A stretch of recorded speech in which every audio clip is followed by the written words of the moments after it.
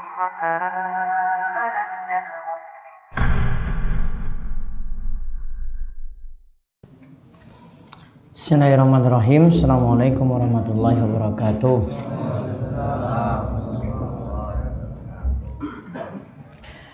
Alhamdulillahirabbil alamin. Hamdan katsiran thayyiban barakan fi kama yuhibbu rabbuna wa yardah. Wa asyhadu an la ilaha illallah wahdahu la syarikalah wa asyhadu anna Muhammadan abduhu wa rasuluh. Allahumma shalli ala nabiyyina Muhammad wa ala alihi wa man tabi'ahum bi ihsanin ila yaumiddin. Allahumma inna nas'aluka ilman nafi'a wa rizqan thayyiba wa amalan mutaqabbala. Alhamdulillah, segala puji bagi Allah Subhanahu wa taala atas nikmat dan karunia yang telah Allah anugerahkan kepada kita sekalian, terutama Allah memberikan kita petunjuk dan hidayah sehingga kita masih terus istiqomah untuk berada dalam majelis yang mulia ini. Mudah-mudahan segala nikmat yang ada terus ditambahkan oleh Allah dan kita senantiasa diberikan keistiqomahan. Baik, untuk kesempatan malam hari ini, Bapak Ibu sekalian, kita kembali melanjutkan pembahasan dari kitab Riyadhus Shalihin karya Imam Yahya bin Syaraf An-Nawawi. Kali ini kita masuk bab yang baru, bab ke-9 setelah pembahasan tentang istiqomah yang kita bahas. Kita lihat pembahasan dengan judul Fit Tafakkuri fi Azimi Makhluqatillahi Ta'ala wa Fana'id Dunya wa Ahwalil Akhirah wa Sa'il Umuriha wa Taksirun Nafsi wa Tahdzibiha wa Hamliha alal Istiqomah, yaitu pembahasan tentang kita diperintahkan memikirkan kebesaran makhluk-makhluk Allah yang nantinya kita dapat buktikan kebesaran Allah sendiri. Juga merenungkan bahwasanya dunia itu akan sirna, dan juga hendaklah kita memperhatikan keadaan akhirat, dan juga perkara-perkara yang lainnya yang membuat hati kita itu jadi merendah. Dan mudah-mudahan dengan merenungkan ini kita akan semakin diantarkan pada keistiqomahan. Jadi di sini kita bahas tentang masalah tafakkur, merenungkan makhluk Allah Subhanahu wa taala. Bapak dan Ibu sekalian, di sini cuma dibahas tentang ayat Al-Qur'an dan hadis pun yang beliau singgung sedikit tentang hal ini, di mana kita akan lihat beberapa ayat terlebih dahulu yang menunjukkan kebesaran Allah Subhanahu wa taala. Namun sebelum kita membahas tentang masalah tafakkur ini, tafakkur atau kita sebut dengan merenungkan di sini dapat terbagi menjadi dua. Yaitu yang pertama tafakkur, merenungkan dengan melihat hukum-hukum Allah yang ada dalam Al-Quran, yang dijelaskan oleh Nabi Sallallahu Alaihi Wasallam.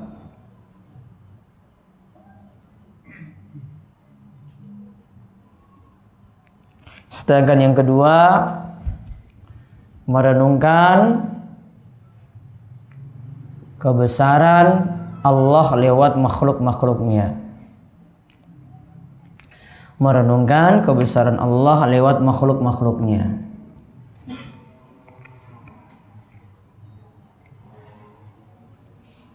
Nah, konsen kita ini pada yang kedua. Adapun kalau kita mempelajari tentang hukum-hukum, kita juga dapat merenungkan bagaimanakah adilnya Allah, bagaimanakah hukum Allah Subhanahu wa taala yang sempurna, bagaimanakah syariat dalam agama kita ini yang mengatur segala macam hal, bagaimanakah juga maslahat atau kebaikan-kebaikan dari setiap syariat atau ajaran-ajaran yang ada yang bisa kita renungkan. Nah, ini perlu pembahasan sendiri dalam pembahasan fikih atau merenungkan ayat-ayat Allah Subhanahu wa taala yang terkait dengan masalah hukum atau hadis-hadis Nabi Sallallahu Alaihi Wasallam yang terkait dengannya. Adapun kali ini kita akan lihat tafakur yang kedua, ya, yaitu melihat ayat-ayat yang menyebutkan tentang kebesaran Allah Subhanahu wa taala lewat makhluk-makhluknya. Di antaranya ayat yang disebutkan oleh Imam Nawawi yaitu surat Saba ayat 46. Allah Subhanahu wa taala berfirman, "Qul innama a'idzukum biwahidah an taqumu lillahi masna wa furada summa tatafakkaru." Surat Saba ayat 46. Coba Pak Nur baca artinya. Sesungguhnya aku tidak memperingatkan kepadamu suatu hal saja, yaitu supaya kamu menghadap Allah dengan ikhlas, berdua-dua atau sendiri-sendiri. Kemudian kamu pikirkan tentang Muhammad. Quran surat As-Saba ayat 46. Taib, di sini disebutkan, katakanlah supaya kalian itu menghadap pada Allah.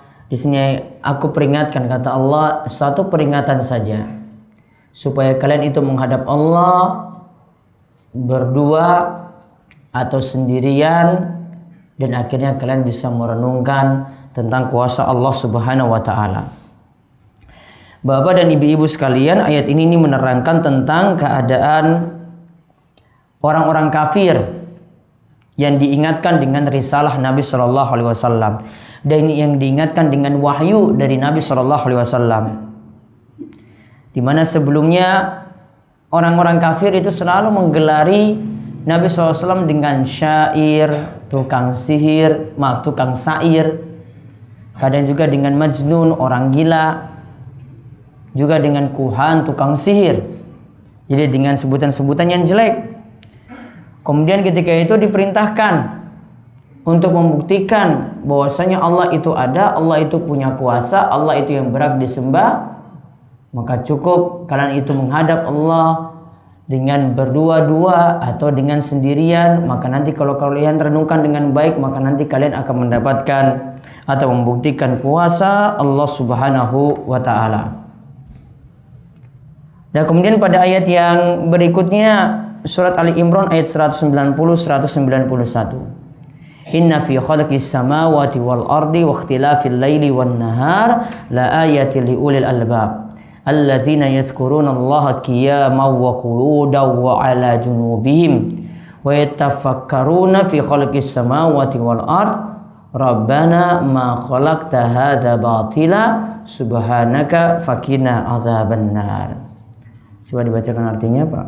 Sesungguhnya dalam penciptaan langit dan bumi dan silih bergantinya malam dan siang terdapat tanda-tanda bagi orang-orang yang berakal, yaitu orang-orang yang mengingat Allah sambil berdiri atau duduk atau dalam keadaan berbaring, dan mereka memikirkan tentang penciptaan langit dan bumi seraya berkata, "Ya Rabb kami, tiadalah Engkau menciptakan ini dengan sia-sia.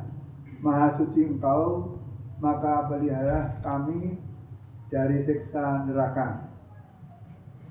Ali Imran ayat 190 sampai 191. Taib. Ayat ini menerangkan sesungguhnya dalam penciptaan langit dan bumi dan juga pergantian malam dan siang itu sebagai tanda bagi orang-orang yang cerdas untuk memikirkannya.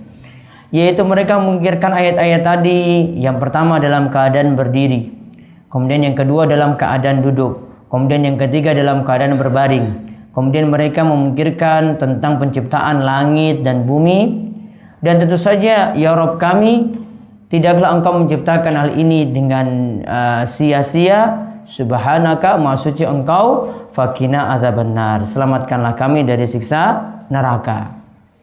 Ini juga Bapak dan Ibu sekalian, ayat ini menerangkan tentang perintah supaya kita bisa merenungkan setiap ayat-ayat Allah Subhanahu wa taala yang ada pada bumi, yang ada pada pergantian waktu malam dan siang. Dan juga di sini cara merenungkannya bisa sambil berdiri, bisa juga sambil duduk, bisa juga hanya ketika itu sambil berbaring. Kemudian merenungkan setiap penciptaan yang ada pada langit dan bumi. Dan akhirnya di sini diingatkan Allah tidak menciptakan hal itu secara sia-sia. Lalu disebutkan subhanak, maha suci engkau ya Allah, fakina adzabannar, selamatkanlah kami dari siksa neraka. Maka ini juga kita diperintahkan melihat pergantian malam dan siang itu ada yang mengatur. Juga kita harus pahami kejadian-kejadian yang ada di muka bumi, di mana segala sesuatu itu berlangsung dengan sempurna. Angin bertiup, kemudian ada yang terdapat di laut, ombak di laut, kemudian sampai kita mendapatkan rezeki, semuanya juga ada yang mengatur, yaitu Allah Subhanahu wa taala. Maka kita tidak hanya memanjakan mata kita saja melihat-lihat apa yang ada, namun baiknya juga direnungkan bahwasanya ada yang punya kuasa untuk mengatur itu semuanya. Kemudian ayat yang berikutnya Al-Ghasyiyah ayat 17 sampai 21. Afala yanzuruna ilal ibili kaifa khuliqat wa ilas samai kaifa rufi'at wa ilal jibali kaifa nusibat wa ilal ardi kaifa sutihat fadzakir innama anta mudzakir. Surat Al-Ghasyiyah 17 sampai 21. Coba dibacakan artinya. Maka apakah mereka tidak memperhatikan unta bagaimana ia diciptakan, dan langit bagaimana ia ditinggikan, dan gunung-gunung bagaimana ia ditegakkan, dan bumi bagaimana ia dihamparkan? Maka berilah peringatan, karena sesungguhnya kamu hanyalah orang yang memberi peringatan. Quran surat Al-Ghasyiyah ayat 17-21. Nah, di sini juga kita diperintahkan melihat beberapa hal. Yang pertama unta, yang kedua langit, yang ketiga itu gunung, yang keempat bumi. Empat hal ini sebagai tanda bahwasanya seseorang itu ingin buktikan Allah itu mengatur segala sesuatu, bisa melihat kepada ibil, kepada unta yang ada di sekitar dia, karena orang Arab dahulu itu punya unta.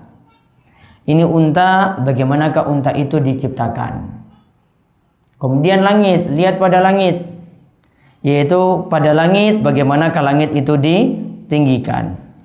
Kemudian pada gunung, gunung itu bagaimana gunung tadi itu bisa ditegakkan, bisa tegak seperti itu, kokoh seperti itu.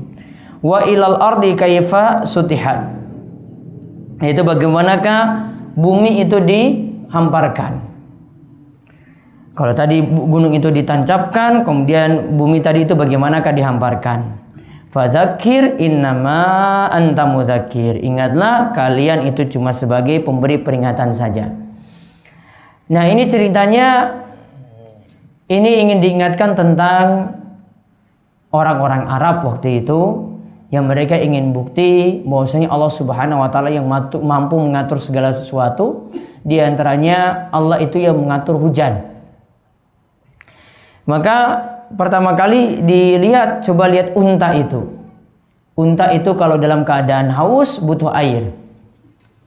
Dan ingat, unta memang punya keistimewaan bisa menyimpan cadangan air yang begitu banyak dibandingkan dengan hewan-hewan yang lainnya, sehingga untuk melakukan perjalanan jauh paling bagus memang dengan menggunakan unta.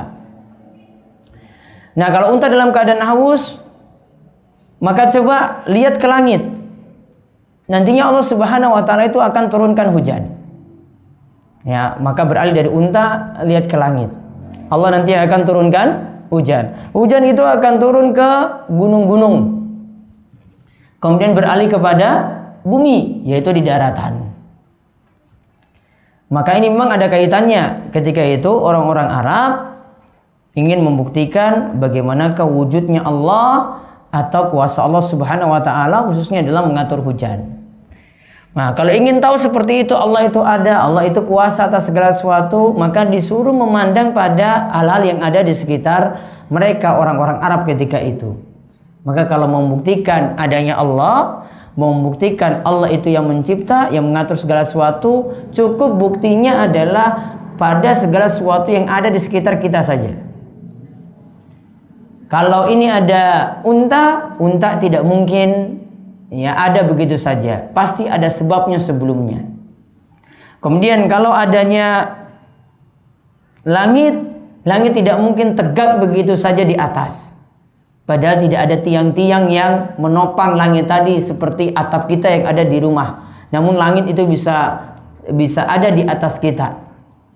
Kemudian kalau mau melihat gunung juga, lihat gunung itu ditancapkan begitu kokohnya, tidak goyah dengan angin, tidak goyah dengan angin topan, tetap gunung itu seperti itu.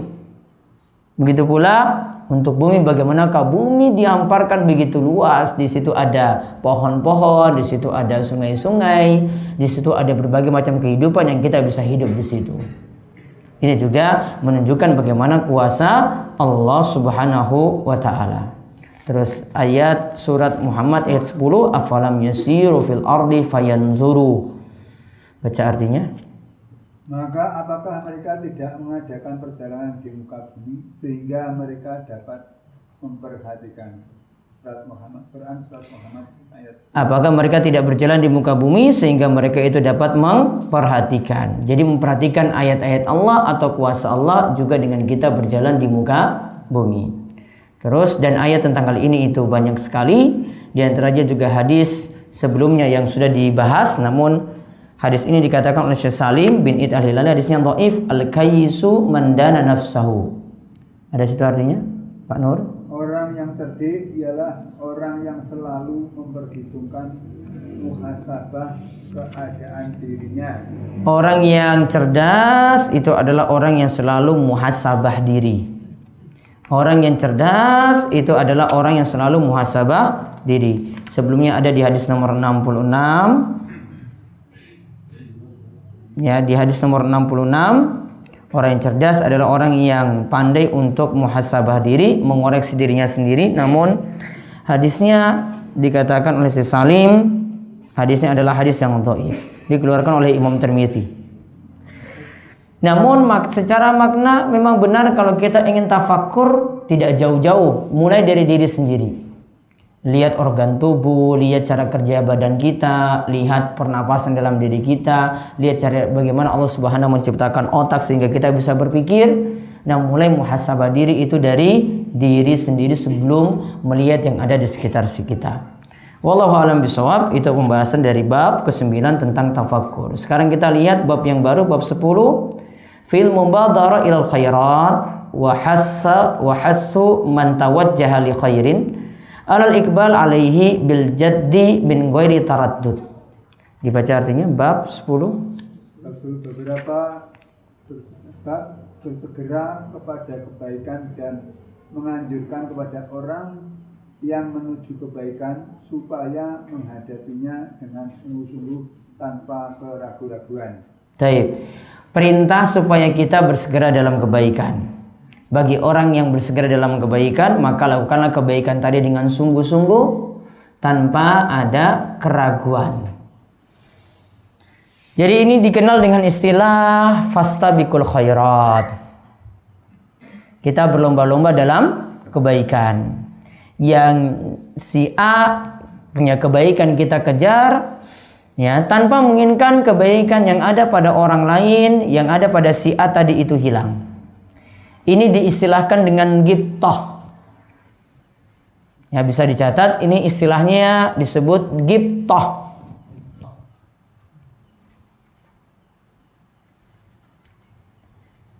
Ini bagian dari hasad juga, namun ini hasad yang boleh. Karena hasad itu ada dua macam.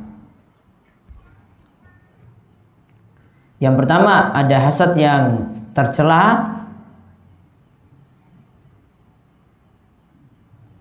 yaitu menginginkan nikmat yang ada pada orang lain hilang.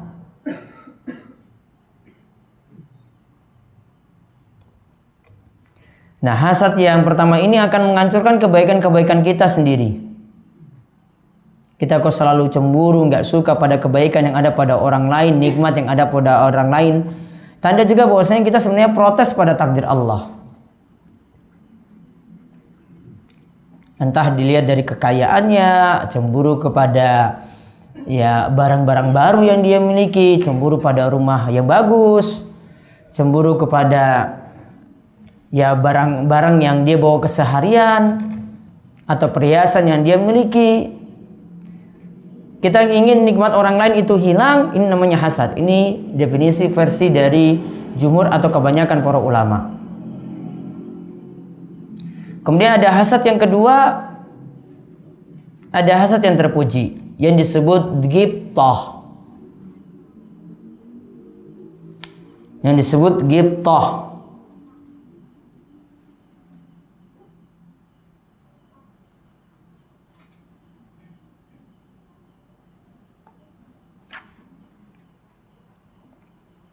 Yaitu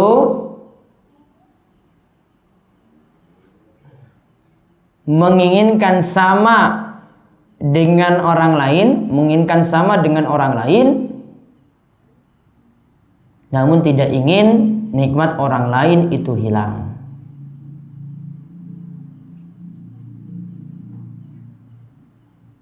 Menginginkan sama dengan orang lain, namun tidak menginginkan nikmat orang lain itu hilang.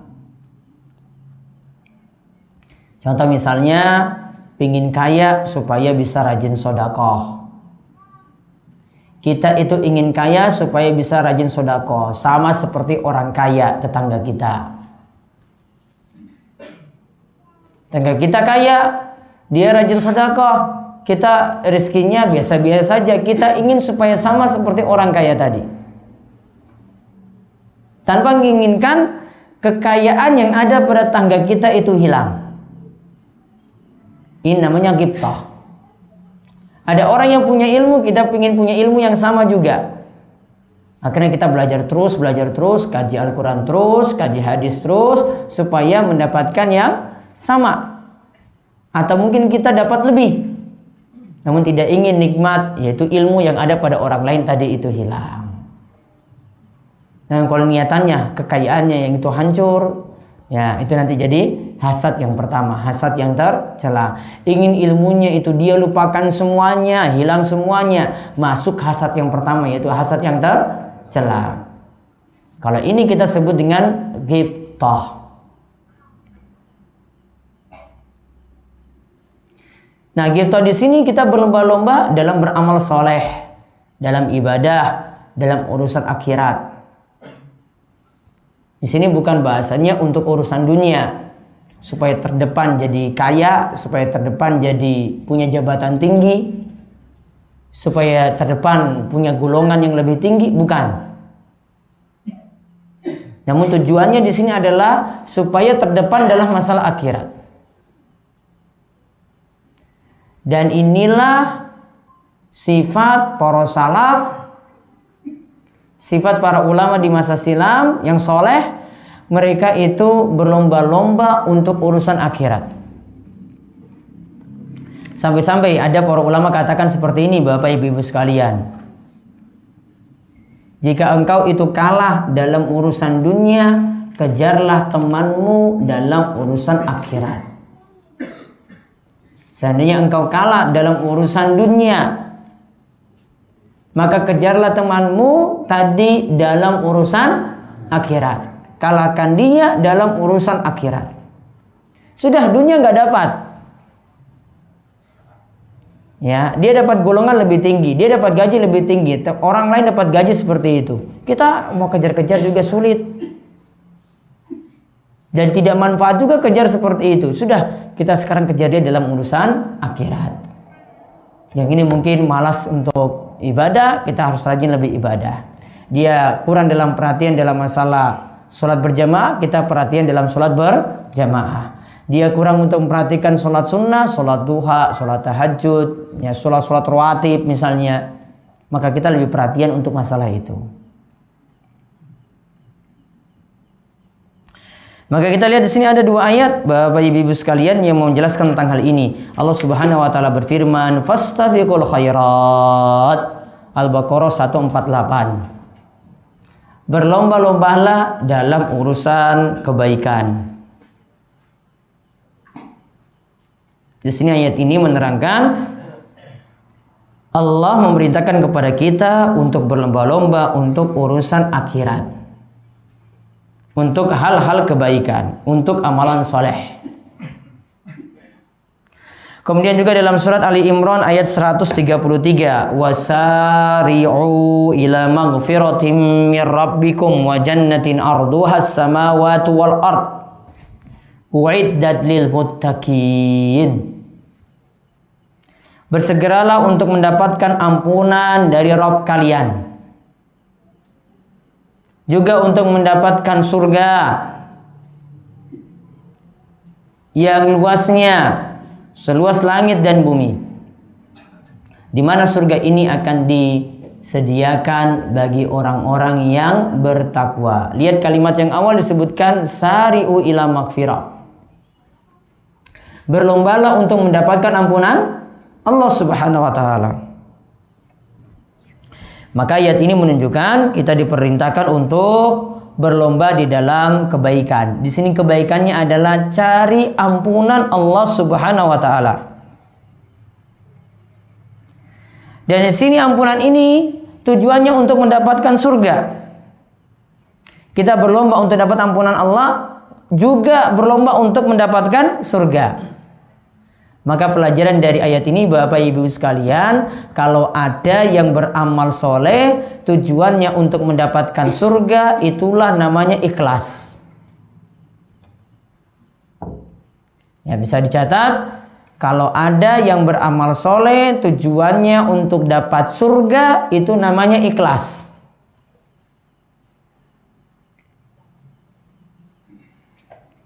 Karena ada sebagian kalangan, terutama dari golongan sufi. Apa yang dimaksud sufi? Yang lebih mementingkan manajemen jiwa.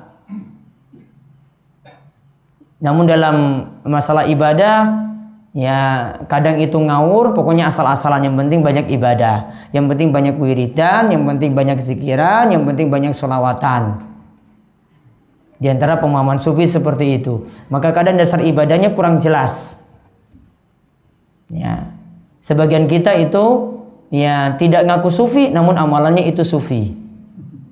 Ya, kita tidak ngaku sufi, namun amalannya itu sufi. Ngawur, yang penting banyak-banyakin ibadah, sehingga tidak memperhatikan dasarnya ada enggak dari Al-Quran, ada enggak rujukannya dari Sunnah Nabi SAW.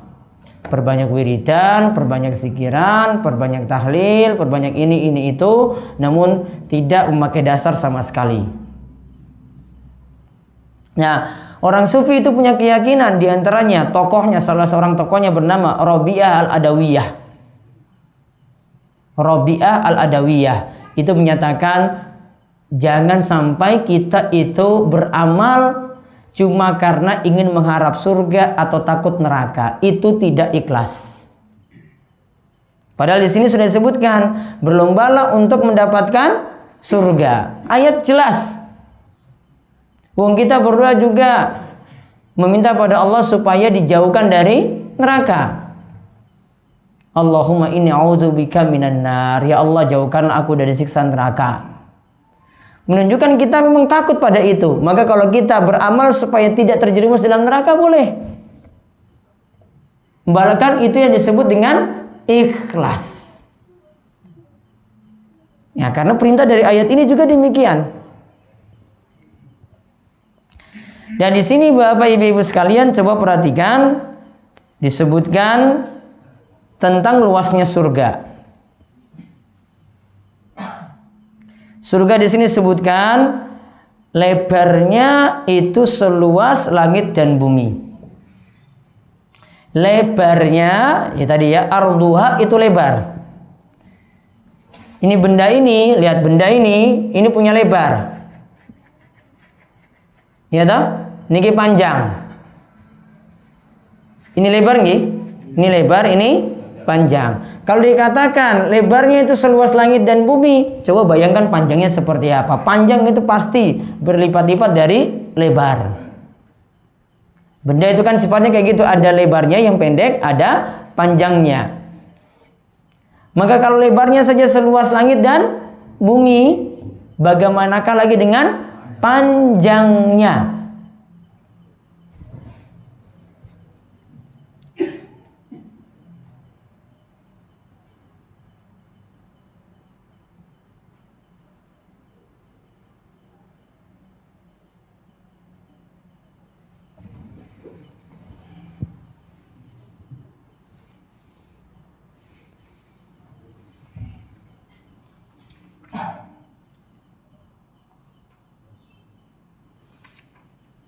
Kemudian ayat ini Ali Imran 133 juga menunjukkan bahwasannya surga itu sudah ada. Surga itu sudah ada. Karena disebut di sini dengan kalimat uiddat. Telah disediakan. Ini fi'il madhi yang artinya telah, berarti sudah ada. Walaupun memang belum ada penghuni, namun surga itu sudah ada. Maka surga sudah ada, neraka juga sudah ada. Makanya kadang disebutkan tentang sifat-sifat neraka ketika musim panas, ketika musim dingin. Kalau musim panas terasa sangat panas sekali, itu dari panasnya neraka. Disebutkan dalam hadis demikian. Kalau musim dingin itu sangat dingin sekali, kata Nabi SAW, itu juga dari dinginnya neraka. Neraka punya dua sifat, kadang panas, kadang dingin. Kalau panas, panas sekali, kalau dingin, dingin sekali. Maka karena kaitannya dengan itu, maka surga dan neraka itu sudah ada. Ya, surga dan neraka itu sudah ada untuk saat ini.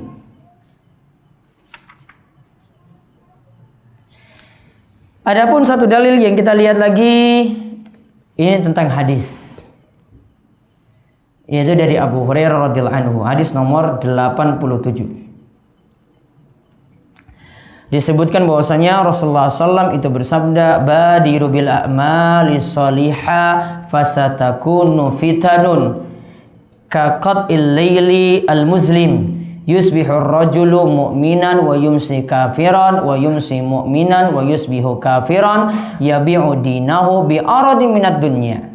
Rawahu Muslim. Dibacakan Pak Nur. Dari Abu Hurairah bahwa Rasulullah Shallallahu Alaihi Wasallam bersabda, bersegeralah kalian untuk mengerjakan amal-amal soleh, karena akan terjadi bencana yang menyerupai sepotong malam yang gelap gulita, yaitu seseorang pada waktu pagi dalam keadaan beriman, tetapi pada waktu sore dalam keadaan kafir, atau pada waktu sore dia dalam keadaan beriman, tetapi pada waktu paginya dia berada dalam keadaan kafir. Dia rela menukar agamanya dengan sedikit keuntungan dunia. Hadis riwayat Muslim 186-188. Taib. Disebutkan hadis dari Abu Hurairah, Rasulullah SAW bersabda. Perhatikan hadis ini baik-baik. Ada beberapa poin yang nanti kita bahas. Yang pertama kata Nabi SAW, badiru bil a'mal. Segeralah untuk beramal, tidak ditunda-tunda. Yaitu segeralah untuk beramal soleh, tidak ditunda-tunda.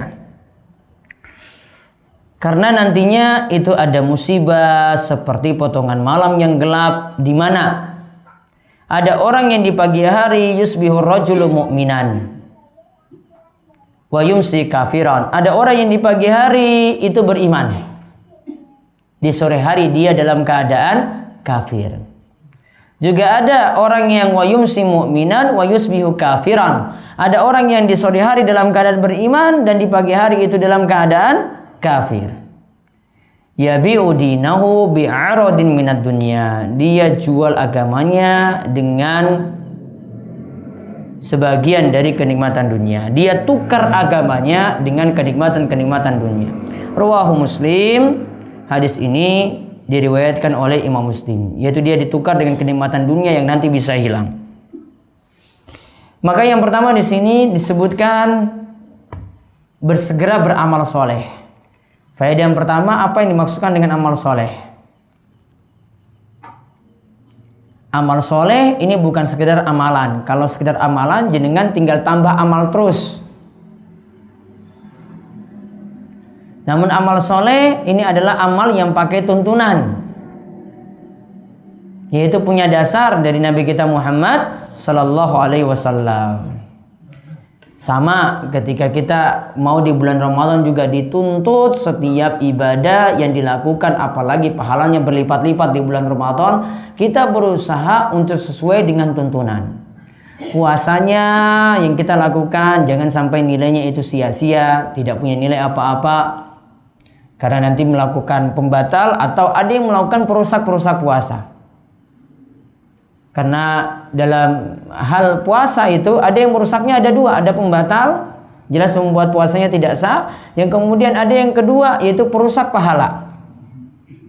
Maka orang tahu harus menjauhi perusak-perusak pahala ini apa. Ya, para ulama katakan perusak pahala ini yaitu perbuatan maksiat. Walaupun dari sisi sah dan wajib itu sudah terpenuhi, namun dari sisi pahalanya jadi rusak kalau melakukan maksiat di bulan Ramadan saat dia itu berpuasa. Maka orang harus punya ilmu tentang hal ini sehingga ini bisa dihindari. Kemudian kita temukan lagi amalan di bulan Ramadan, sholat tarawih.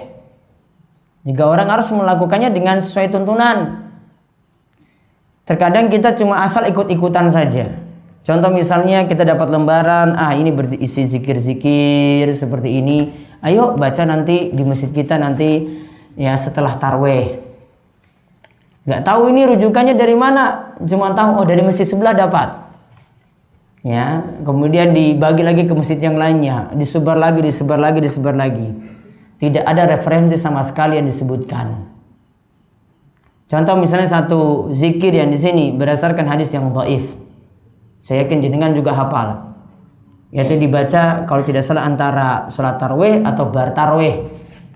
Asyhadu alla ilaha illallah, astaghfirullah, terus as'alukal jannah wa a'udzubika minan nar.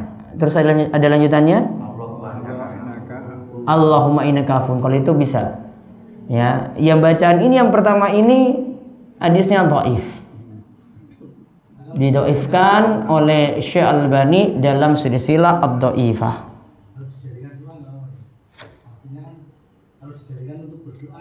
Kalau dijadikan berdoa boleh, namun jangan khususkan untuk sholat tarawih. Mengkhususkan sesuatu pada tempat tertentu harus pakai dalil. Ya, maka harus pakai dalil. Kalau tidak ada dalil atau dalilnya lemah tidak bisa. Sesuatu bacaan, misalnya kita baca, apa dalilnya setiap kali kita tutup doa, ya Al-Fatihah? Ada dalilnya? Ya, kepada hadratu fulan Al-Fatihah. Ya itu terus ya.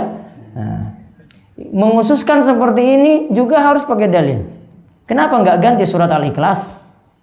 Kenapa nggak ganti surat Al-Falaq? Kenapa tidak ganti surat An-Nas? Simpel, sederhana, namun perlu dikritik ya karena harus dibuktikan ini punya referensi ataukah tidak. Karena tidak bisa kita tutup-tutup sesuatu tanpa ada tuntunan. Ya, maka kalau mau praktekkan tadi, kalau untuk sholat witir taraweh kalian witir itu ada bacaan memang, namun setelah witir bacaannya apa?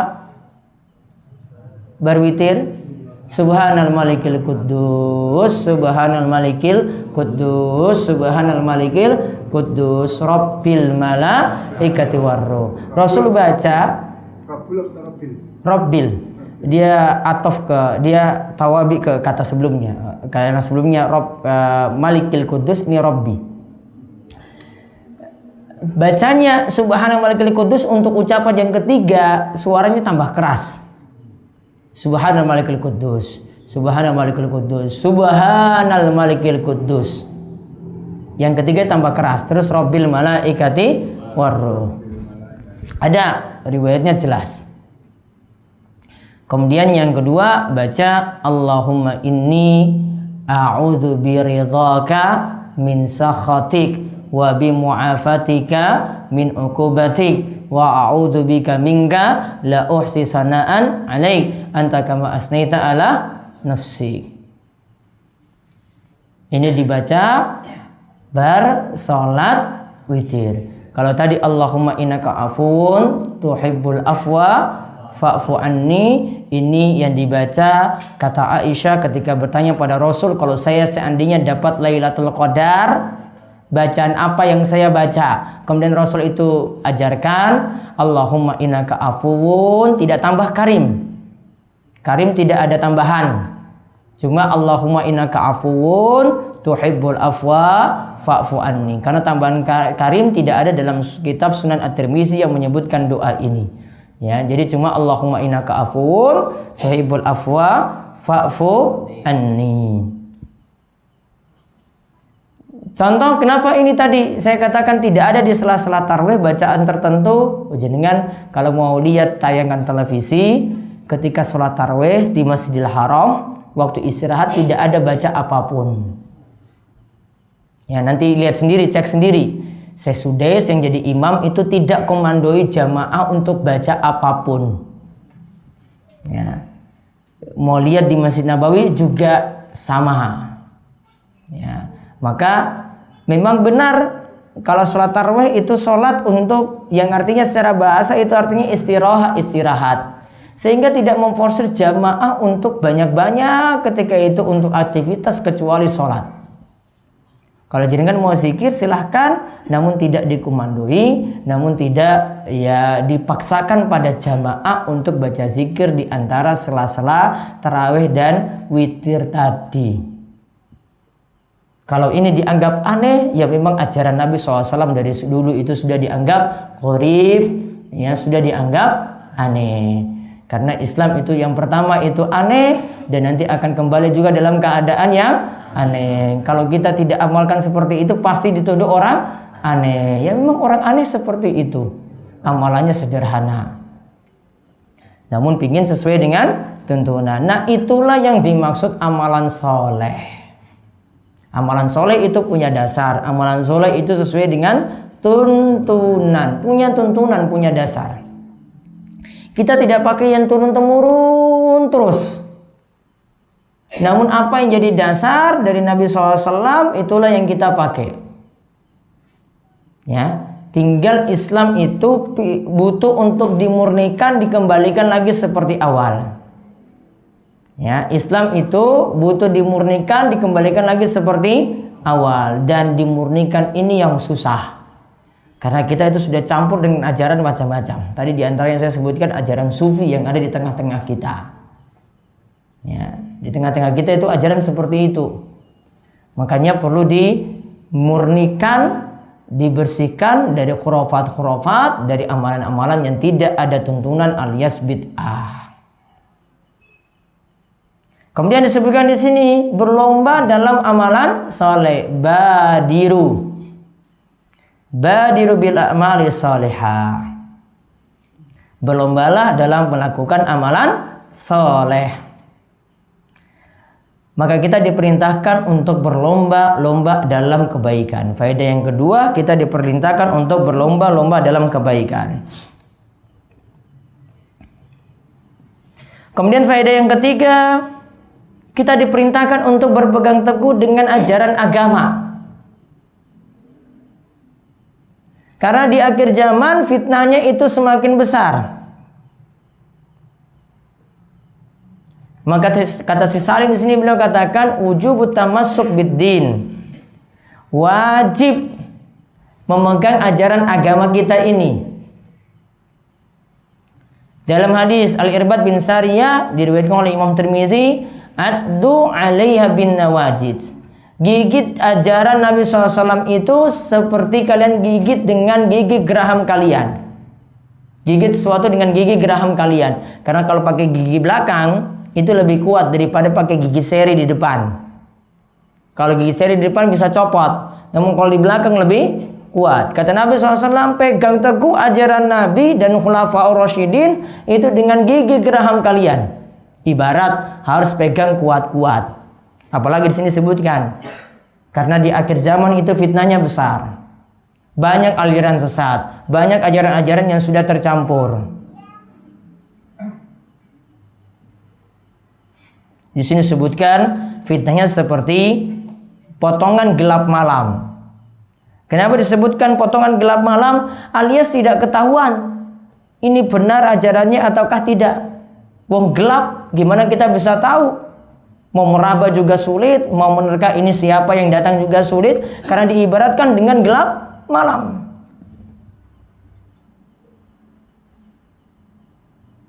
Jadi fitnah di akhir zaman seperti itu. Maka kadang datang dari televisi, kadang datang dari radio, kadang datang dalam majelis-majelis yang tidak jelas. Kalau mau tahu majelis yang jelas, ya punya rujukan. Ada rujukan saking Quran, ada rujukan saking hadis. Maka dia kalau memberikan amalan, ini dalil saking Al-Quran ini.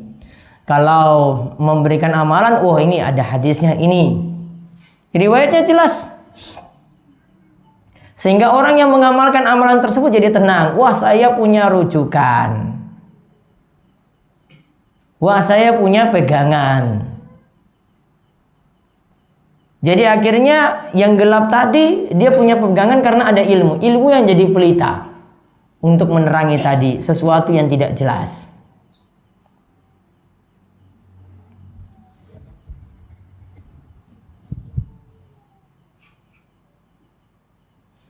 Kemudian juga kata Syekh Salim, di sini beliau sebutkan kalau kita punya kesempatan melakukan kebaikan, segera untuk melakukan kebaikan.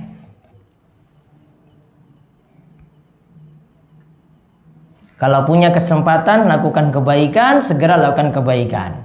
Saya punya rizki, ini pas hari puasa, mau memberikan buka puasa, saya mau nunda besok ataukah besoknya lagi ataukah minggu depan lagi. Ada kesempatan beri saat ini, beri saat ini. Baiknya tidak ditunda-tunda. Ada kesempatan berbuat baik, segera berbuat baik.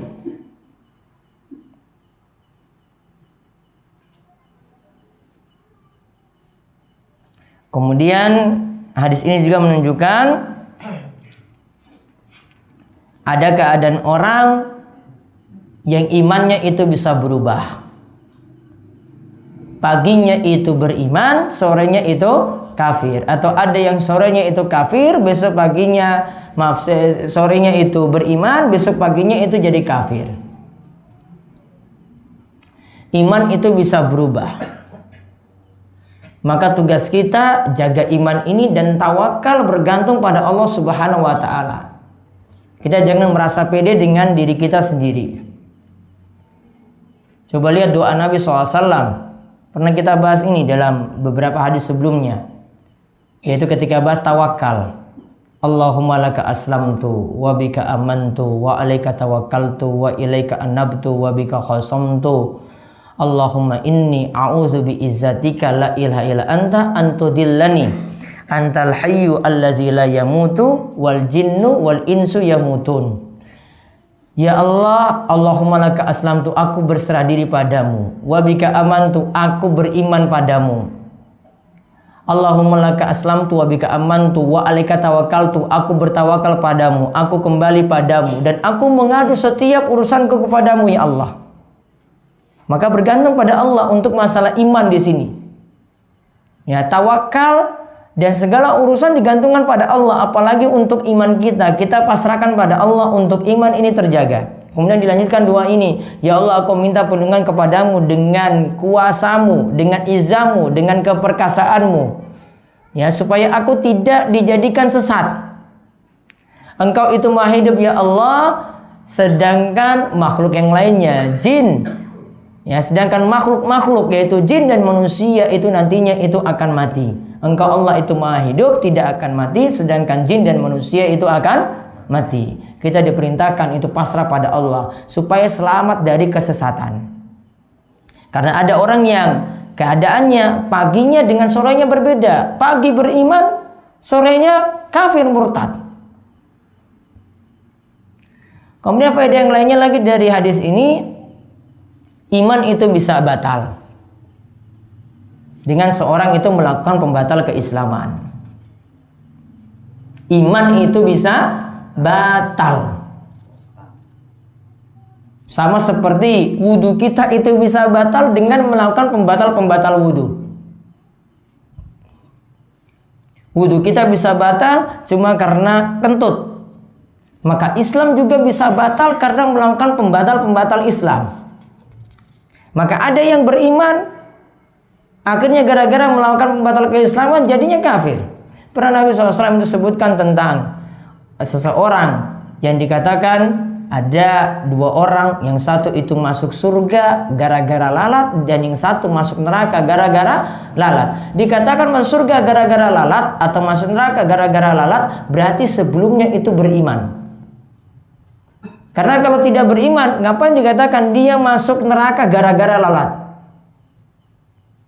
Karena sudah otomatis orang kafir ya pasti masuk neraka. Ini cuma gara-gara dia menyajikan lalat untuk bisa lolos dari gangguan orang, sehingga ketika itu dia menyajikan lalat tadi untuk bisa lolos dari jalan. Kemudian Nabi SAW katakan, karena dia sembelih tadi, ya walaupun kecil cuma lalat saja, maka dikatakan dia masuk neraka gara-gara lalat tadi, karena melakukan syirik. Kemudian hadis ini juga menunjukkan tidak boleh kita menukar agama dengan dunia yang tidak ada bandingannya.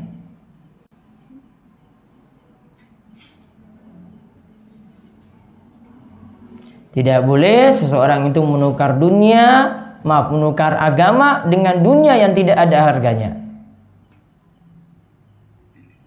Contohnya misalnya mudah berfatwa cuma karena ada fulus, cuma karena ada duit. Dalam Al-Quran diharamkan, namun karena ada desakan-desakan di belakang, dia bisa ubah hukum yang ada dalam Al-Quran tadi jadi halal. Kenapa bisa berubah jadi halal? Karena faktor dunia. Sogokan, bayaran, akhirnya merubah segalanya. Termasuk kalau orang mau menafsirkan Al-Quran.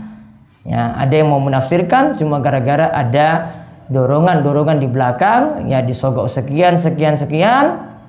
Akhirnya mungkin Al-Maidah 51 nanti berubah penafsirannya. Wallahu a'lam bishawab. Itu sampai pembahasan hadis nomor 87. Ada pertanyaan semoga. Pak Kus.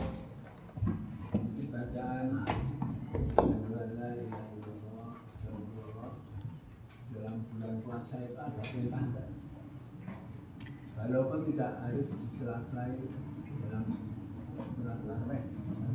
Apakah ada perintah enggak di bulan puasa? Bacaannya dari sisi makna bagus. Namun yang masalahnya tadi dikhususkan ketika sela-sela tarawih dan witir tadi. Kalau tidak di sela-sela itu bebas berarti boleh. Karena as'alukal jannah wa a'udzubika minan nar doa. Berarti boleh dipakai bebas kapanpun. Namun yang tadi dipertanyakan karena dikhususkan cuma antara sela-sela tarawih tadi. Baik. Saya mau bertanya masalah tadi orang zikir itu harus ada dalilnya.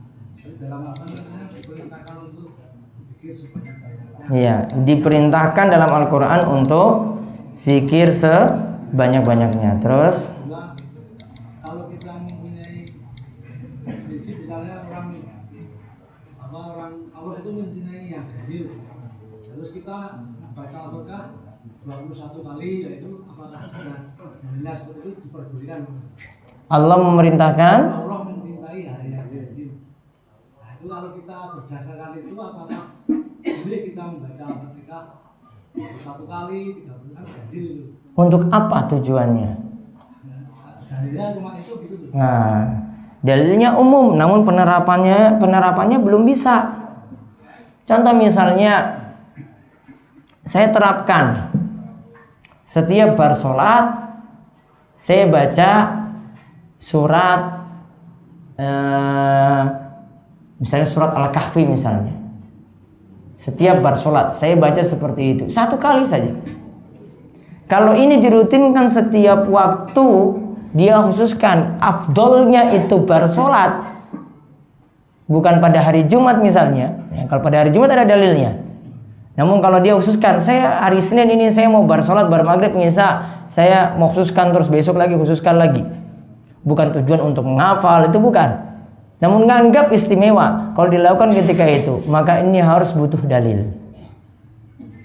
Sama dengan yang tadi, kita mau khususkan kan berarti satu hari kan, ada waktu yang dikhususkan kan, baca Al-Fatihah 21 kali. Maka ini juga harus butuh dalil. Tidak bisa dalil umum. Kalau dalil umum saja kita harus praktekkan di mana-mana, kita bisa terapkan di mana-mana. Zikir seperti itu saya bisa praktekkan di kamar mandi. Wong jenengan tadi bilang banyak-banyak zikir. Saya di kamar mandi boleh zikir atau tidak?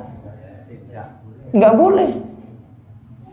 Karena zikir ini tidak boleh di kamar mandi. Berarti dalilnya butuh taksis, butuh ada pengkhususan di situ. Tidak bisa terapkan secara umum.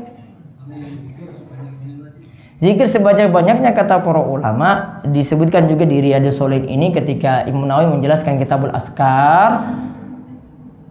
Ketika disebutkan berzikirlah pada Allah dengan zikir yang sebanyak-banyaknya, kita rutinkan zikir yang sudah sesuai dengan tuntunan saja, itu sudah disebut zikir yang banyak. Baca zikir pagi petang sudah banyak, baca zikir bar sholat juga sudah banyak, zikir sebelum tidur juga sudah banyak. Wong ini saja kita banyak lalai, banyak lupa, mau tambah-tambah lagi yang lain. Coba zikir pagi petang kita belum hafal-hafal, ya kan? Zikir sebelum tidur pengennya tidur langsung. Mau zikir naik kendaraan cuma tahu pokoknya saya numpak motor langsung jalan, ya kan? Mungkin zikir ketika naik motor pun kita nggak tahu. Kenapa mau nambah-nambah? Ya ini masih belum jelas, sedangkan yang sudah jelas saja belum kita amalkan. Dan itu banyak sekali. Kalau mau tahu kekurangan kita untuk masalah zikir, coba nanti miliki buku Hisnul Muslim. Itu zikir satu hari ada di situ. Itu saya yakin cuma mungkin 1% mungkin di antara kita yang amalkan dari zikir-zikir yang ada. Wah hujan turun, kita nggak tahu nanti baca zikir apa ketika hujan turun. Hujan wis rampung, baca bacaan apa lagi kita juga nggak tahu. Pakai baju, cuma tahu saja saya pakai baju. Ya, masuk masjid, cuma tahu saja saya kakinya masuk masjid sudah. Keluar kamar mandi, masuk kamar mandi, itu juga. Kalau kita sudah rutinkan kayak gitu untuk zikir keseharian kayak tadi, itu yang disebut dengan zikir yang banyak. Itu yang disebut zikron katsira, dengan zikir yang banyak. Itu karena sudah banyak sekali, semuanya pakai tuntunan. Gak usah nambah-nambah lagi yang tidak ada tuntunan. Yang ada tuntunan saja kita banyak lupa, banyak gak hafal, banyak tidak amalkan. Dan kalau kajian itu pernah ada kitabnya. Misalnya pas masak itu suruh zikir daripada. Iya, la ilaha illallah bisa. Subhanallah, walhamdulillah, wala ilallah, Allahu akbar bisa. Bisa. Kalau itu boleh. Namun kalau jenengan khususkan misalnya saya mau bar sholat, ini katanya punya khasiat misalnya. Nah, kalau khususkan waktu tertentu nggak boleh. Ya, harus dengan dalil. Namun kalau mau zikirnya bebas, namanya zikir mutlak, maka boleh kapanpun. Ada lagi? Enggak, belum, masih ada. Carry away ya. Kosong.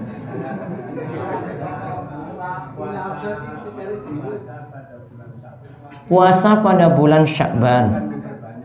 Nabi SAW berbanding ya, betul. Nah itu ada yang mengatakan kalau dimulai sesudah tanggal 15 itu katanya makruh. Taib. Ada hadis yang menyebutkan Nabi SAW itu melarang puasa setelah pertengahan Sya'ban. Hadisnya disebutkan dalam Riyadhus Shalihin. Coba terjemahan. Pinjam terjemahan. Pinjam itu. Nanti lihat hadisnya ini ya.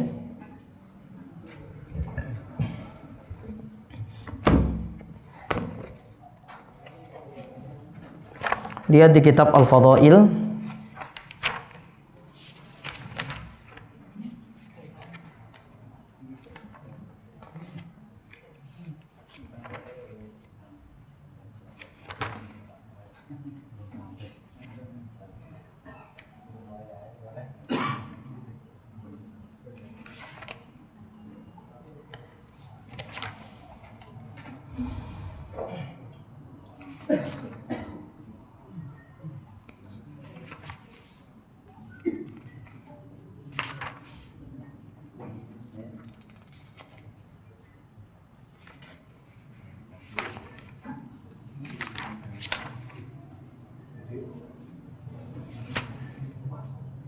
Nah, hadis 1226.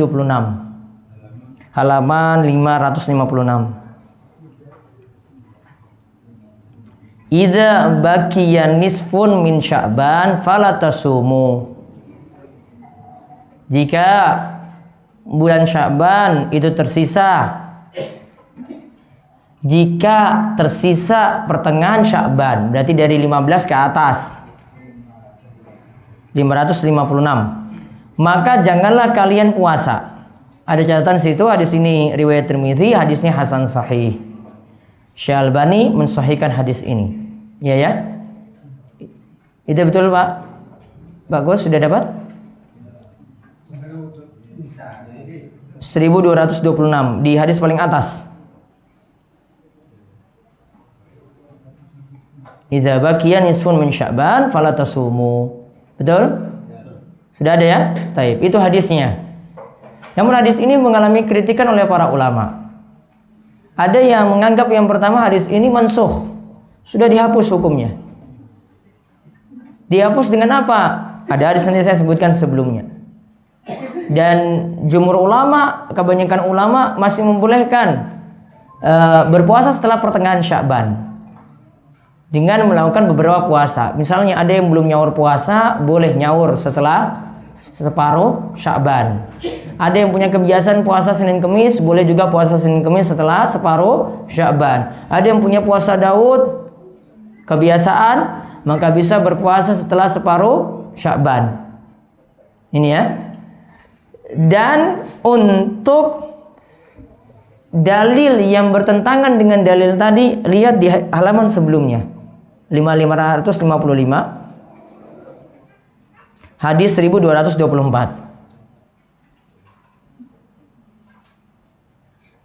Sudah?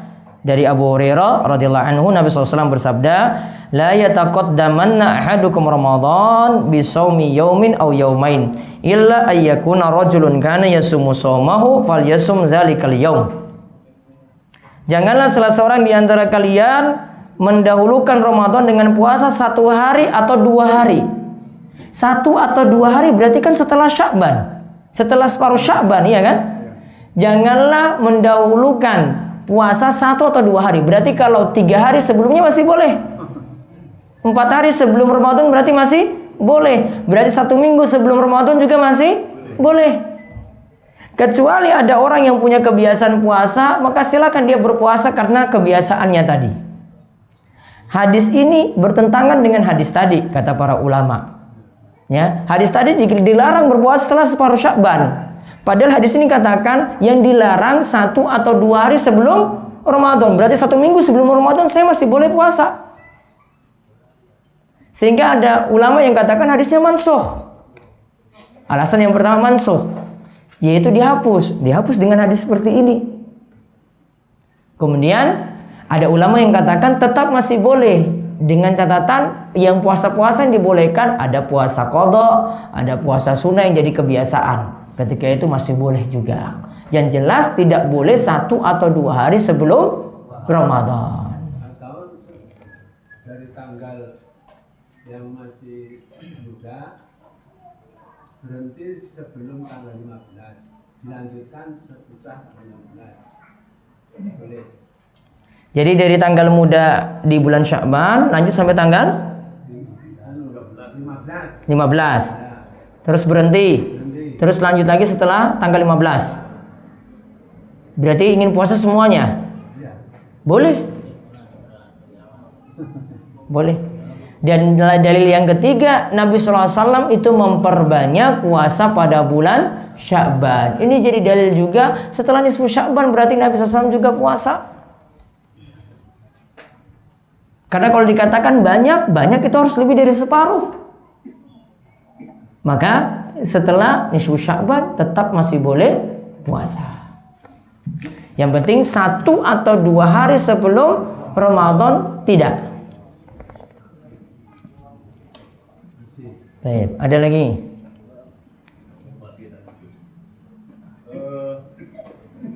Biasanya di kampung orang awam itu yang namanya baca zikir itu kan lafaz la ilaha illallah. Di kampung bacaan lafaz zikirnya la ilaha illallah ta, terus Yang saya tanyakan adalah bacaan zikir yang sudah dibuat bacaan apa saja? Terima kasih. Ini kapan maksudnya? Ya setiap kita mau zikir gitu. Umpamanya menjelang sholat Jumat kita kan datang lebih awal umpamanya kita zikir itu yang sudah dibuat bacanya apa saja? Bebas. Apa saja zikir yang dibaca, yang utama bebas. Yang utama bisa la ilaha illallah, la ilaha illallah jadi kunci surga. Bisa perbanyak itu. Bisa juga subhanallah walhamdulillah wala ilallah wallahu akbar. Itu juga bisa. Itu malah disebut dengan, kalau di surat Al-Kahfi ada ayat yang disebut al-baqiyatus sholihat. Subhanallah walhamdulillah wala ilallah wallahu akbar, itu disebut al-baqiyatus sholihat. Amalan soleh yang nanti tetap terus langgeng. Nah, zikir yang lainnya la haula wala quwata illa billah, itu sebagai perbendaraan di surga. Di mana Nabi SAW disebutkan kalimat la haula wala quwata illa billah itu jadi tanaman di surga nantinya. Punya utama juga, keutamaan juga. Jadi tidak diatur. Kadang ada yang memutuskan demikian. Kalau membaca basmalah 1000 kali bisa dapat ini pokoknya. Baca basmalah 1000 kali dapat ini. Yang pertama. Artinya semua permulaannya pertama dikabulkan. Nah, yang pertama, bacaan basmalah coba diartikan apa?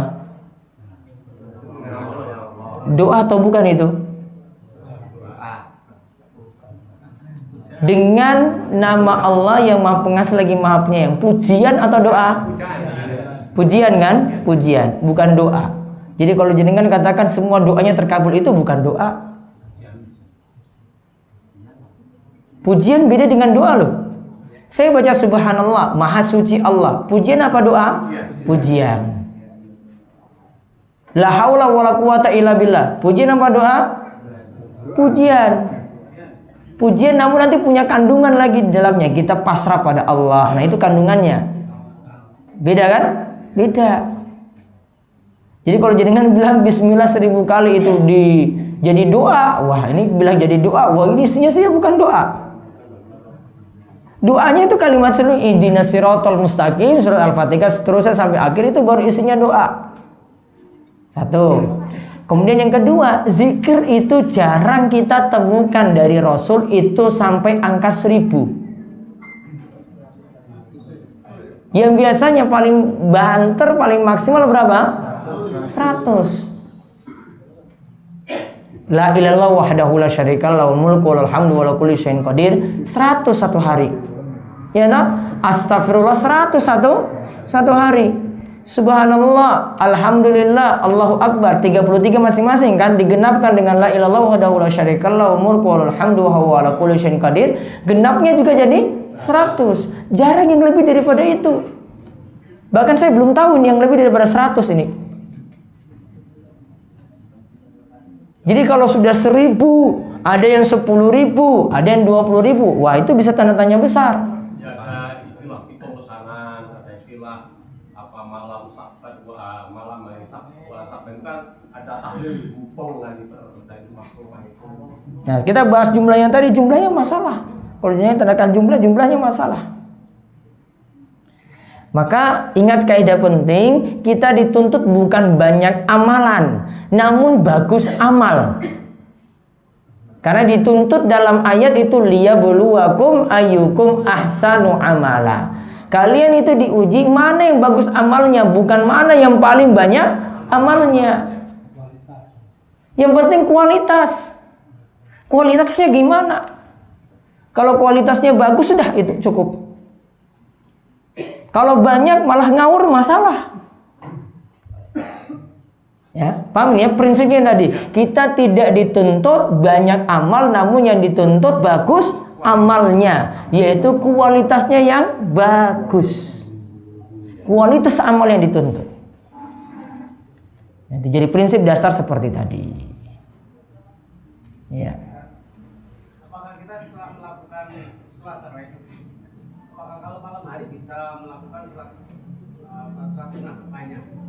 Nah, baik, pertanyaannya bagus. Apakah setelah sholat tarawih nanti setelah kita bangun tidur malam kita boleh lagi sholat tahajud atau sholat malam gitu ya pertanyaannya ya? Baik. Ingat, yang pertama sholat tarawih itu bagian dari sholat malam. Ya, bahkan kalau istilah qiyamul lail ini ibadah umum, mau baca Quran, mau zikir, itu namanya qiyamul lail. Kalau sholat malam, sholat tarawih bagian dari sholat malam. Satu. Kemudian yang kedua, sholat malam, para ulama, jumhur, kebanyakan ulama katakan sholat malam tidak dibatasi jumlah rakaat. Ya, saya ulang, sholat malam tidak dibatasi jumlah rakaat. Jadi bisa dengan rakaat, kata Ibnu Abdul Bar, bisa dengan rakaat yang sedikit, cuma 2 rakaat saja. Jadi kan bangun malam ini ya, subuh jam berapa sekarang? 4.21 ya, 4.21, bangun jam 4.10. Bisanya cuma sholat malam 2 rakaat, tutup witir sak rakaat. Ya sudah disebut sholat malam. Maksimalnya tidak dibatasi. Jadi kalau ini sudah 11, nih 11, jenengan 11 sudah witir kan, tutup. Boleh nggak malam lakukan sholat malam lagi? Jawabannya boleh. Alasannya satu, karena sholat malam tidak dibatasi jumlah rakaat. Alasan yang kedua, kita lihat riwayat. Rasulullah SAW itu pernah suatu malam itu sholat sampai 13 rakaat. Ya, 13 rakaat ini ada beberapa penafsiran ya. 13 rakaat ada yang namanya rakaat pembuka. Ya, 2 rakaat terus tambah 11. Namun sudah 13 ini Nabi SAW sudah tutup witir. Beliau sempat lagi lakukan 2 rakaat lagi. Padahal sudah tutup witir. 2 rakaat kata Aisyah Nabi SAW lakukan sambil duduk. Padahal sudah ditutup witir. Memang tentang masalah kalau kita sudah tutup witir, bolehkah nambah lagi 2? Kata sebagian ulama seperti diterangkan oleh Imam As-Sun'ani, beliau katakan karena tutup witir, maka witir harus jadi penutup lagi, maka witirnya harus digenapkan dulu. Tambah 1 dulu. Genapkan, terus lakukan malam lagi 2 gitu misalnya ya.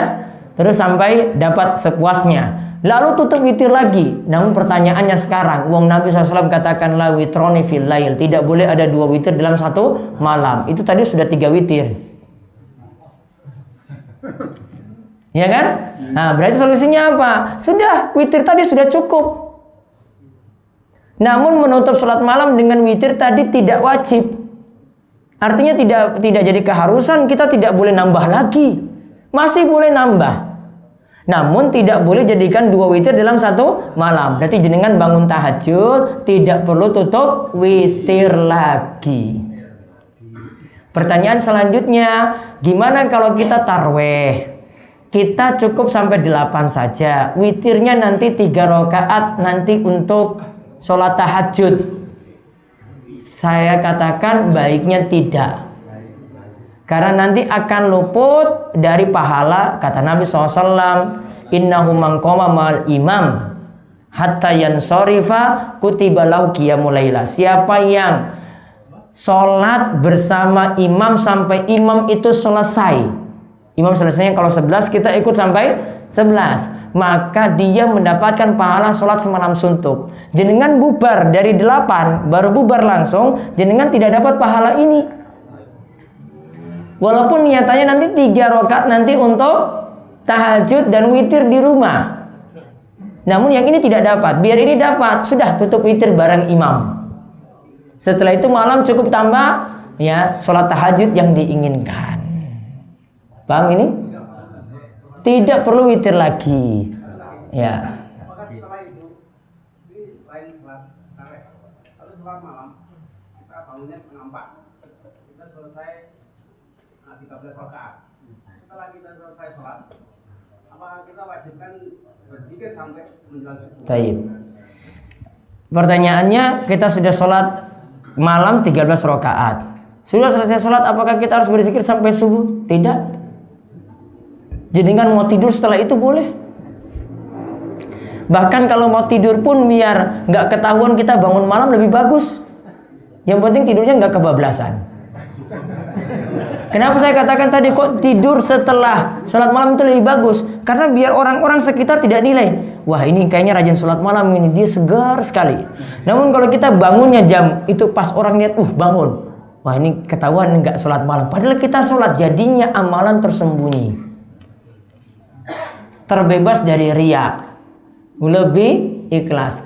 Namun kebiasaan Nabi SAW kalau beliau itu sholat malam, biasanya beliau sudah sholat terus sampai subuh, beliau dengar azan subuh langsung lakukan sholat sunnah fajar 2 rakaat. Setelah itu Nabi SAW berbaring di sisi kanan beliau, baring dengan sisi kanan, ya berbaring dengan sisi kanan, tidur dengan sisi kanan.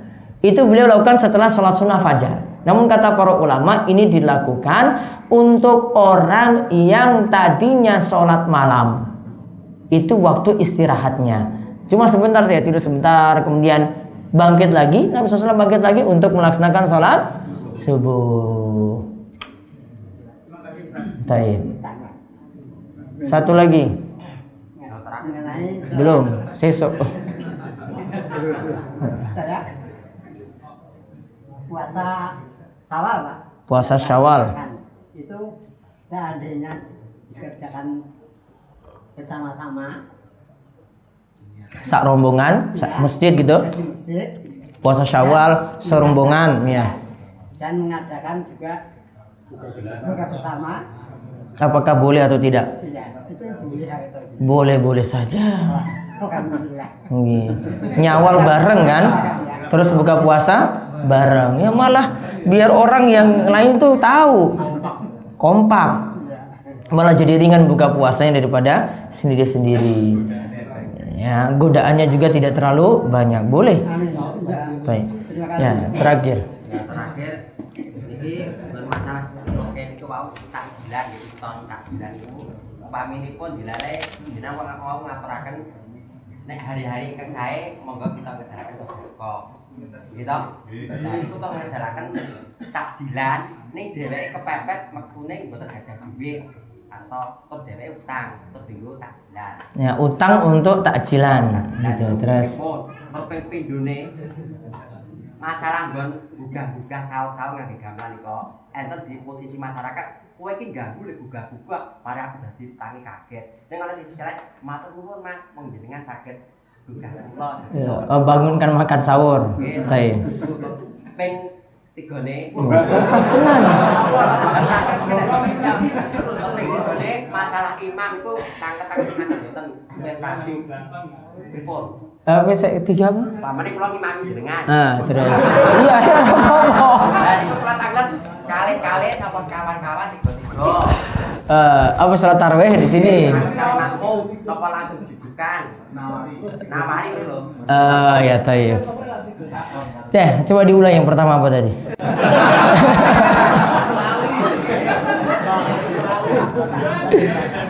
Pertama apa?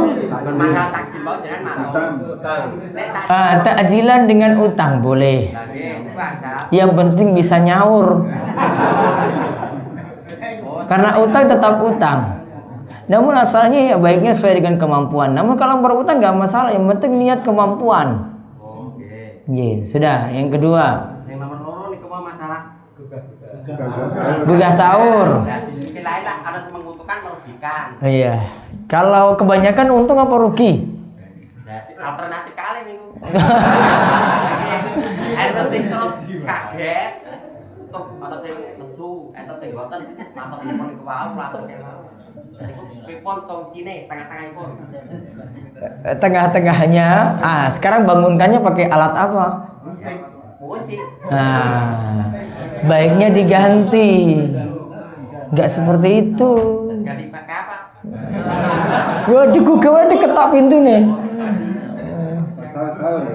Sahur-sahur cukup. Nggak usah pakai alat musik. Umpamanya di masjid dipakai bareng mic niku pripun? Sahur sampai kok jam ngene-ngene. Ya, sudahlah lanjut nggak apa-apa. Iya. Terus sing tiga wau masalah imam sing jawab jenengan. Jenengan imam kula. Terus jenengan langsung mau Sholat tarawih toh? Nah, 4-4 apa 2-2 atau langsung saja jamaah nggak ngerti gitu. Gitu. Imam radong dekat tekon. Nah. Baiknya nanti imamnya itu tanyakan dulu pada jamaah. Ini maunya berapa? Ya, jadi manut biasanya imam sama jamaah.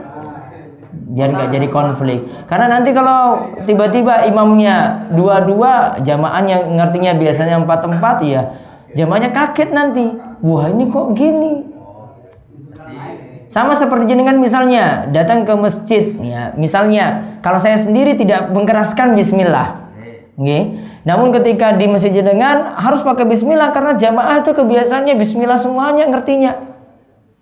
Maka saya tanyakan dulu, nah datang ini ya jenengan di masjidnya itu biasanya bismillahnya jahar apa sir? Nah kalau jahar ya sudah saya jaharkan bismillahirrahmanirrahim, alhamdulillahirabbil alamin gitu. Biar nggak jadi konflik. Karena kadang masalah kecil kayak gini ada yang sampai sujud sawi cuma gara-gara imam itu nggak baca bismillah tok itu. Atau ada yang bahkan ulangi sholatnya, wah imamnya keliru. Padahal nggak seperti itu. Boleh mau ngeraskan ya monggo, yang mau sirkan juga lirihkan bacaan bismillahnya juga monggo silakan. Makanya harus wawasannya terbuka, kebuka, bukan hanya dengan satu pendapat seperti itu. Mohon? Gitu. Besok lagi. Ya itu saja yang kita bahas. Mungkin manfaat dan insya Allah kita satu kali pertemuan lagi ya sebelum Ramadan. Satu kali lagi. Kan bulan puasa libur.